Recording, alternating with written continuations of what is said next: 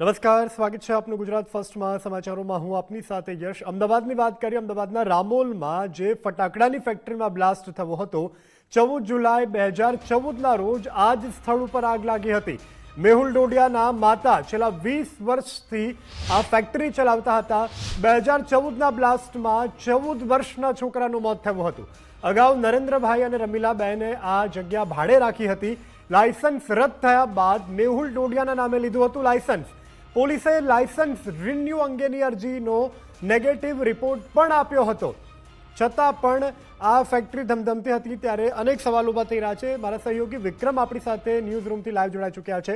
વિક્રમ, જે રીતે હવે નવા તથ્યો સત્યો સામે આવી રહ્યા છે, 2014માં ફેક્ટરી ધમધમતી હતી, એક યુવકનું મોત થયું હતું, હવે એના માતા પિતાએ મેહુલના નામે લાયસન્સ લીધું, એ રદ થઈ ગયું, છતાં પણ ફેક્ટરી ધમધમતી હતી ને આટલી મોટી આજે કરુણાંતિકા। શું અત્યાર સુધીમાં તપાસના તથ્યો સામે આવ્યા છે? બિલકુલ યશ, એટલે આપણે જે પહેલાથી જ જ્યારથી આ અકસ્માતની ઘટના જ્યારથી સામે આવી છે, આ બ્લાસ્ટની ઘટના જ્યારથી સામે આવી છે, ત્યારથી જ આપણે કહી રહ્યા છીએ કે પતરાના શેડમાં આ જે ગેરકાયદેસર રીતે જે ફટાકડાની ફેક્ટરી ચાલી રહી હતી એ કોઈ નવી ઘટના નથી।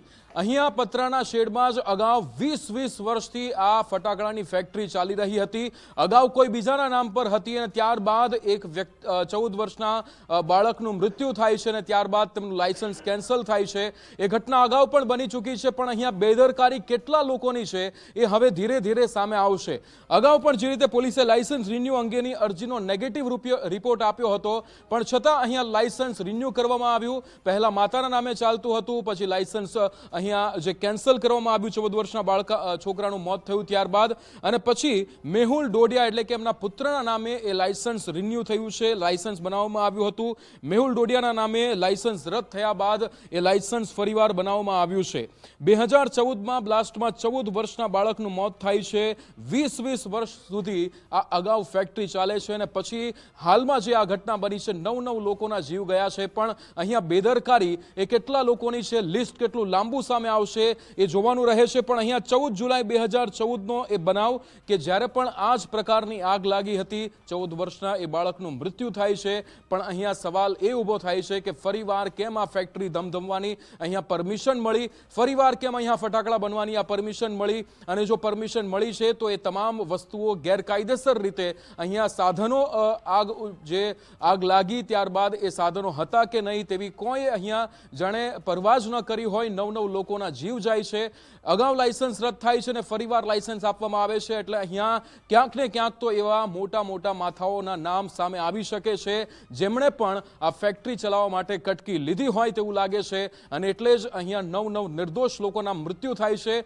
પણ એ ઘટના કે જે 2014માં બની હતી એનાથી થોડીક વધારે મોટી ઘટના અહીંયા બની છે, અને આ ઘટના એ માત્ર આજના દિવસ સુધી આના પર ચર્ચા થાય, આના પર વિચાર થાય, મોટી બેઠકો થાય, એ રીતે અહીંયા જેના પર ફૂલ સ્ટોપ ન લાગે, અને આ ઘટનામાં જે લોકો સંડોવાયેલા છે, જે મોટા માથાઓ સંડોવાયેલા છે, એમના નામ સામે આવે એવી જ આપણે અપેક્ષા રાખીએ છીએ। કારણ કે અગાઉ જો અહીંયા આ જે જગ્યા છે ત્યાં આગ લાગવાની ઘટના બની હોય અને કોઈનું મૃત્યુ થયું હોય તો આ ફરીવાર આ જ જગ્યા પર આવી ફેક્ટરી, ફટાકડાની ફેક્ટરી કેમ શરૂ થાય તે સૌથી મોટો સવાલ છે। યશ, બિલકુલ, આપ જોડાયા વિક્રમ, અને જાણકારી આપી બદલ આભાર।